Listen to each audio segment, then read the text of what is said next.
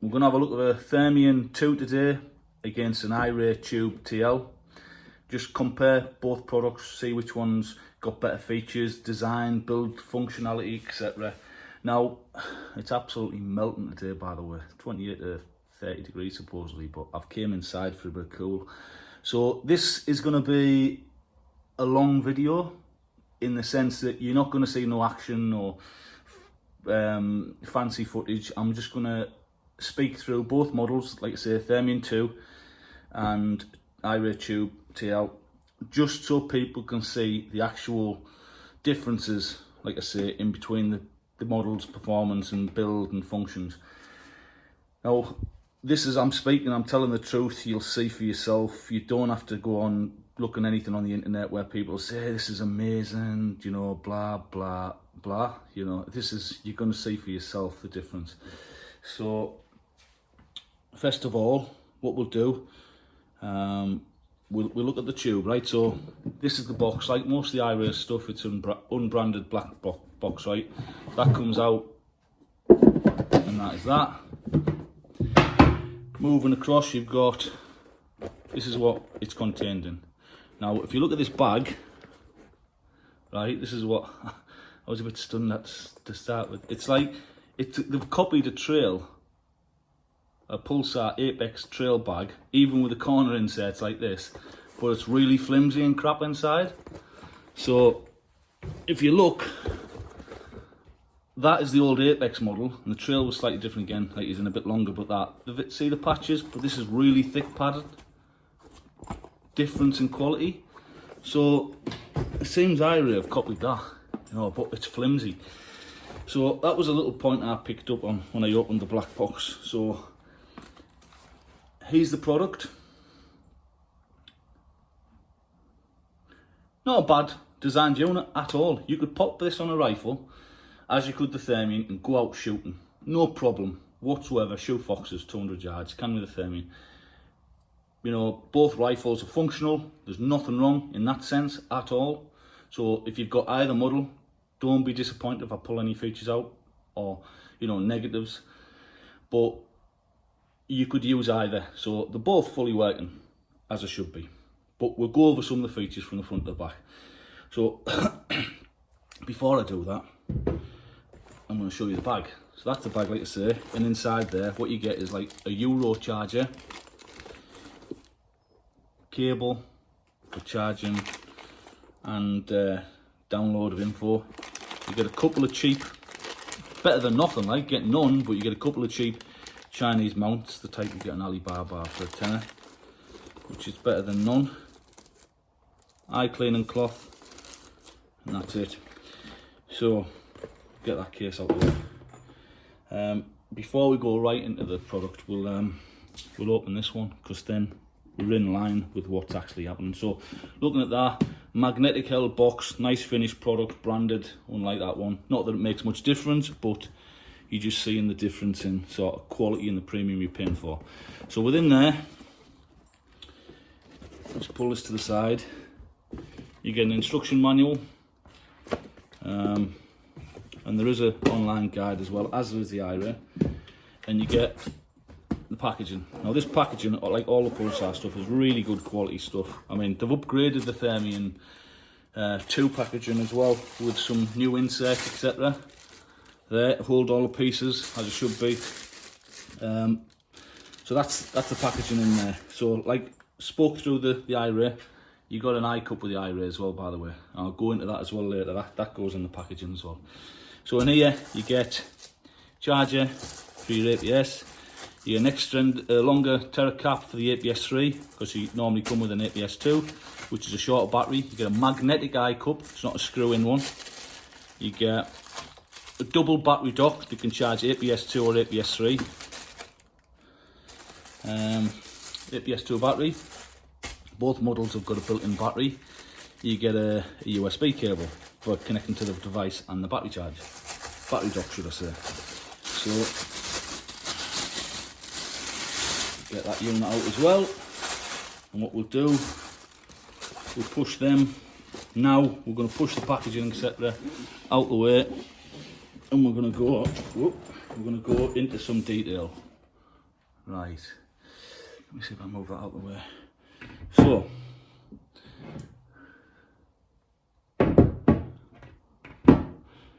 let me get this out as well, because I'll need that. Doing something later on.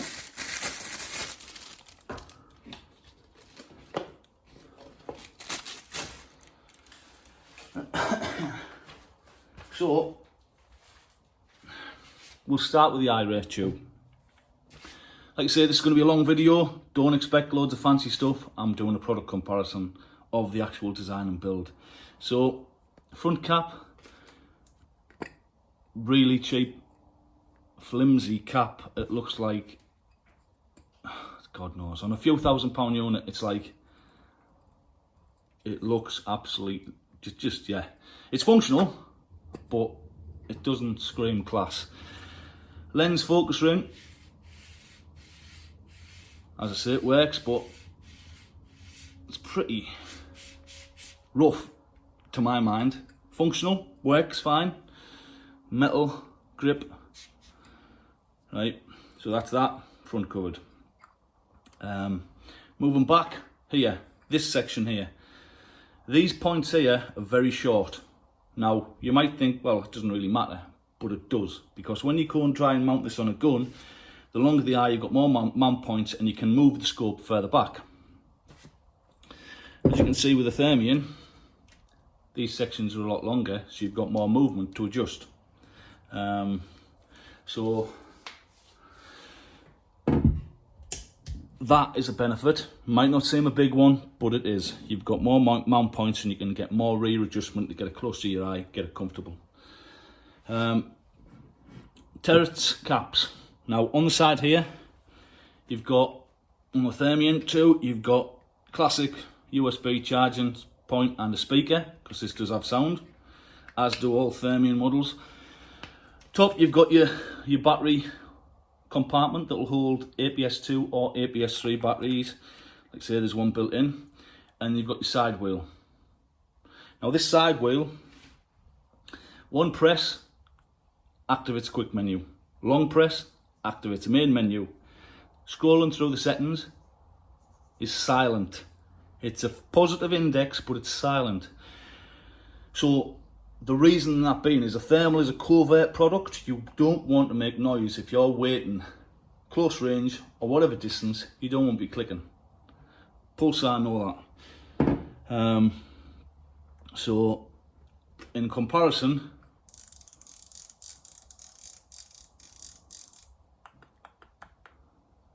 like both of them, button, rotary is silent. Some people might like that, others might not. But a little factor. So moving the side, you've got in there 18, no sorry, the other side should I say, that's your USB-C for charging the unit and data download. And in there, that houses 18500 external battery. So that is handy. That is a benefit of the tube. You can use a cheap £5 battery cell.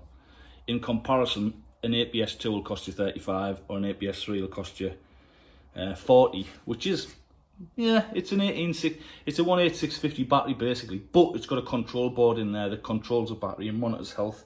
You can reset the battery, etc. But that is a cheaper option. Definitely plus point. Not as in like a branded, like you'd buy a Sony or any other type of unit. You wouldn't put a normal battery cell in it. You'd buy a battery cell to fit in the unit. But that is cheap and it is a good point for a lot of people. Turret menu functions. Single press activates short menu, same as a Pulsar. Long press activates the main menu. Now I'm going to go into a few features here. In fact, I'm not. I'm going to go further back, then we'll go into features.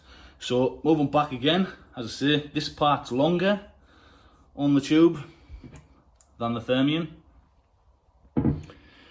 So you go back, you've got 4 buttons here, that's a good point of the tube, don't get me wrong. That extra button allows you to change your colour palettes, whilst in the Pulsar, you've got to go into the main menu and select a colour palette. So that is handy having an extra button, definitely. Then you've got photo record, long press, video record. Now it doesn't pause, unlike the Pulsar, just you've got a long press, stop it again. Not a big deal, but some people might want that. You've got brightness adjustment. This is for the screen only. This unit does not allow you to adjust video brightness or video contrast, unlike the Pulsar. Unit off, standby, and then moving further back, like we're gonna go into features as well. You've got your diopter adjustment here. Now this screen is it's big in comparison to some units, but it's very eye focus fussy. Really eye focus fussy compared to the Thermion. The Thermion is super crisp, nice, everything's visible. And this is a good image, do not get me wrong, but the two bottom corners are cut off on the display. Doesn't affect your shooting style, but to me, it's like, because they're trying to give you a normal scope feel without looking at an eye cup, they haven't got the display quite right located or distance from this diopter lenses. So the two bottom corners are cut off, so when you notice it, you're like, why is it like this? And it's very focus fussy. So what you need to do is then screw in, because you're trying to find, a lot of the time, your eye in the correct position. It's not as forgiving as the Thermion, so you've got to screw this in, which does add a bit of length in comparison to the Thermion, which I'll show you in a minute. And when your eye's on there, that allows you to get your eye at the right distance, and it's not so bad then, because you've got something for your face to press against, and that's the right distance, but it is very focus fussy, and the bottom corners are cut off, as I say. So that is that. We'll go through the Pulsar now, right? So right, starting from the front, lens cap, right? Press it once, spring loaded, springs back, class. Rotates, very easy, as does the tube. Press it in, locks back. Now, from the start, you can see the quality difference. Really good. So that, as again, them caps are £10, available, no issue if you lose it. Here's an insert for the rubber grip that allows you to grip it, right? So you can grip, it's less scrapey than the tube, not a big deal, but difference in quality, and it's got physical stop, so when you feel it, you can hear that. Not that you're going to do that way, but all the way back. Whilst the tube has got no physical stop. It's like,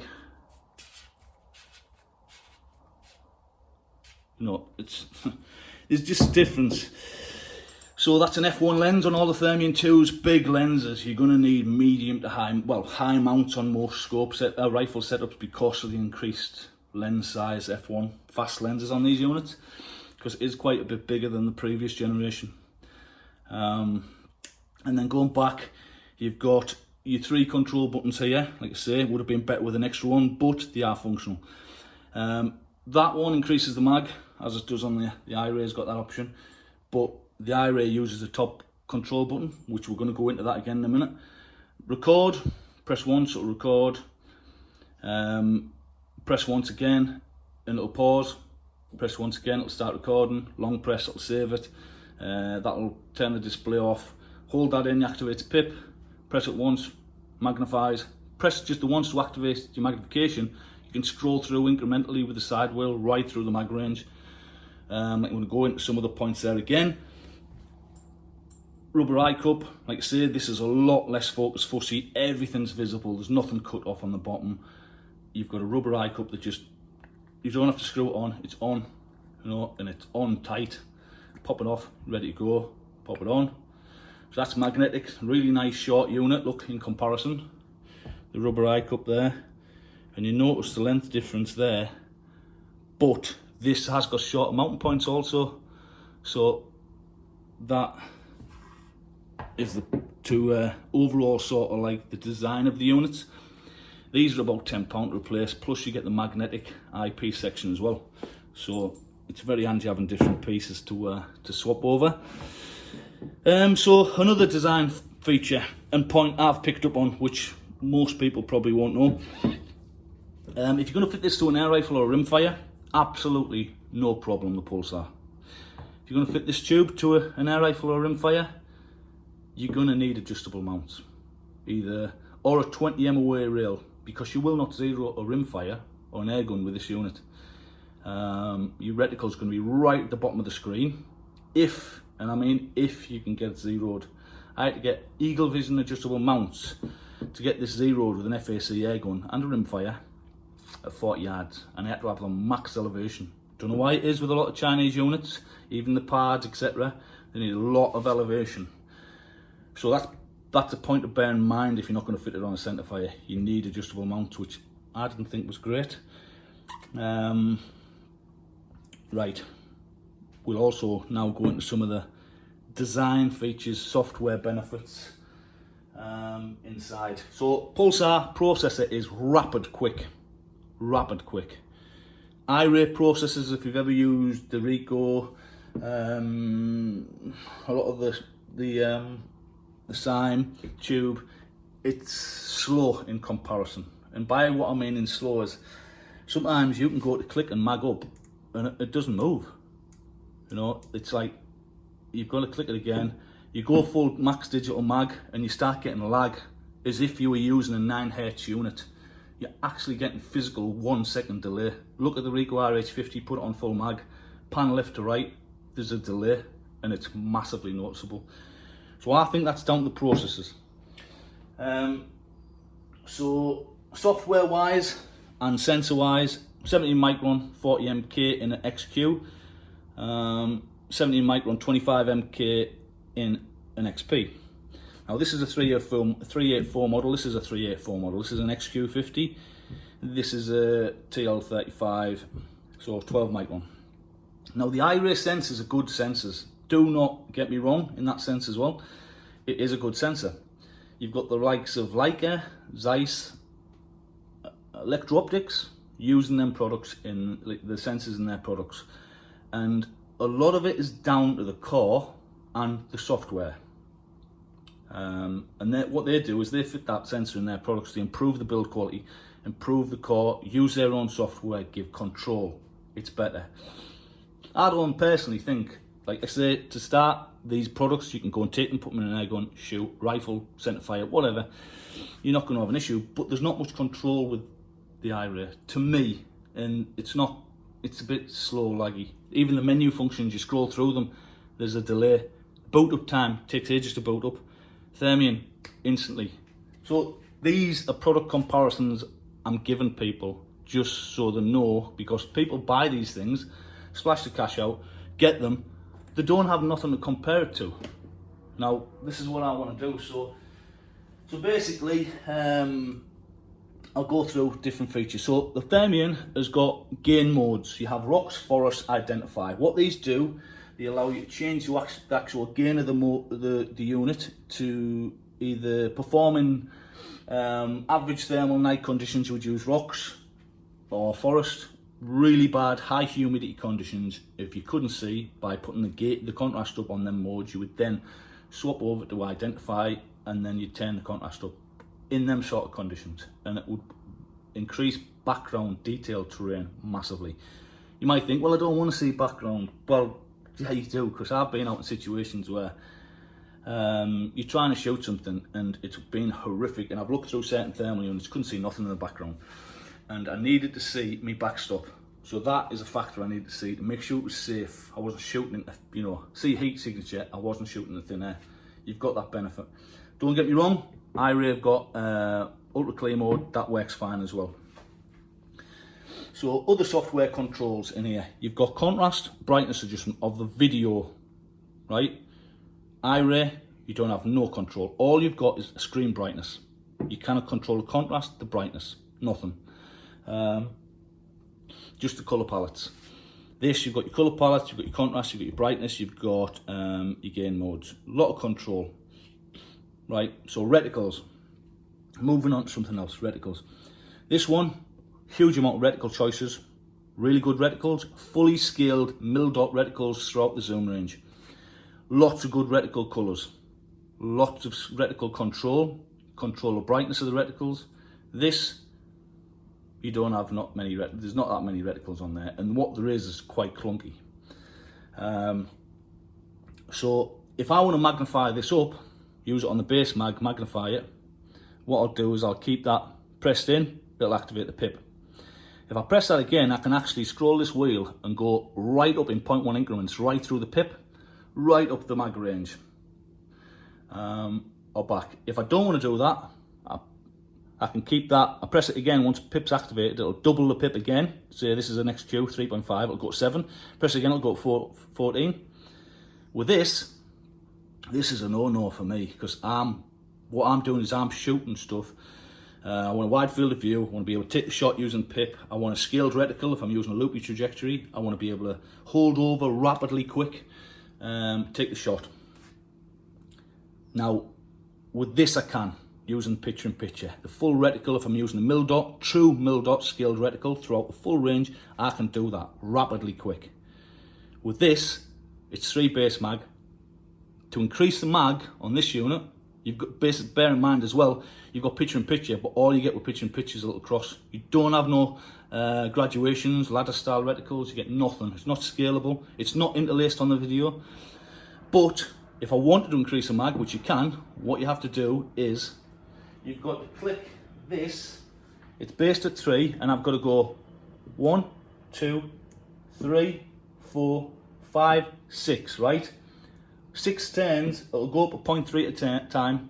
6 turns will then make the reticle be scaled at 4.8 mag.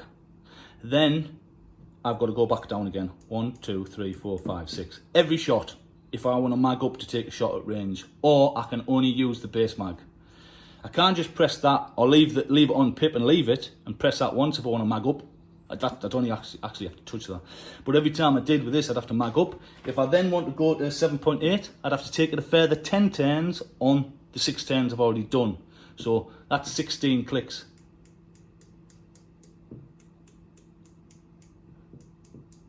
And then take the shot, because at them 16 clicks, that's when the reticle is not fully scaled throughout the range. It's scaled at 6 clicks and then 10 clicks further. Unlike with a mil dot on the Pulsar, you've got fully scaled throughout everything in 0.1 increments. So then I'd have to go back again after I took the shot. 16 turns. Absolute head buster. Right, so that, for my style, is not good at all. Video control. Video. This, you've got HD video with sound. And every single menu function is interlaced, and your picture in picture within that video. It is awesome, right? So it's really good. So that is a good benefit. With this unit, what you've got is, it records, and it records a reticle, but even the reticle can sometimes come out blurry, but you don't get no picture in picture shown, you get no sound, you get no interlaced menu functions, and you get no interlaced like say pip or anything to do on there. All you get is a reticle. So yeah, it records, but it's not great. What else is there? Let's talk about Wi-Fi. Wi-Fi on this, these have been improved on Thermion 2 models over the previous generation as done on the Helium 2s. A lot of people didn't like Stream Vision. It was, to some people, a hassle. It used to drop out a lot. The IRay app, it connects to the unit and it is fast. You can download video really quick with it because the way the files are. That is a benefit, definitely. Stream Vision's a bit slower to download, but with Stream Vision you get control of the unit. You can adjust brightness, contrast, increase the magnification, all them sort of functions. I mean, in the old trails, you could have motion detection, sit there with a laptop, someone comes in your screen, it activates and alarms you if you're sat in your car. Things like that, you know, it's got more control, but a lot of people do have issues with Stream Vision. But I think there is a Stream Vision 2 coming out. Saying that, you've got no control on the app for the IRay. Pulsar firmware update is perfect. That's all I use Stream Vision for, to be fair. I download everything by USB cable, I always have done. But the Stream Vision, perfect for all the firmware. You get a notification update of anything that's coming on. Pulsar are always releasing improvements. The IRay stuff's it says it's got an app update, but I haven't seen one IRay product that's been able to be updated via an app. None. Even though it says it is, you've got to download a bin file, upload it via a cable, And bear in mind, you've got to access a URL from a web browser, connect to the unit via your PC or a laptop with Wi-Fi, but you cannot connect to an Apple device. You can only connect to a PC with this. So if you've got an Apple, you can't connect to it. This you can connect to PC or an Apple, no issues. What else is there? Let's have a look. So profiles. This you've got 0 on profiles, so you can have A, B, C, D, E. This has got profiles too. When you've got multiple 0 points per profile, so you can add 100 yard 0, 200 yard, 300 yard, 400 yard. When you add a 0 point, what happens then is, when you press your quick menu, a single press, you can scroll through contrast, brightness, gain mode, etc, right? You'll get to a point where once you've activated more than one 0 mode, it'll show you the 0 distance, 100 yards, right? So then you just, once you've clicked that, turn it, it'll go 200, whatever, 300, aim, bang on, straight away. A bit like dialing your scoping. And then you leave it, it'll go off. When you press that again, it comes back to that 0 point again for that profile. You can just back it down again. With the IRay stuff, what happens is you set up, it's got that, but you'll activate that feature, and then say it's 100 yards, and then you put a 200 yard 0 in as well. Your increment values all change, so it confuses people. It changes the increments, it doesn't stay the same like the Pulsar. So that's another factor. Just as a comparison, just different different design software, etc. Let's see if I've missed anything.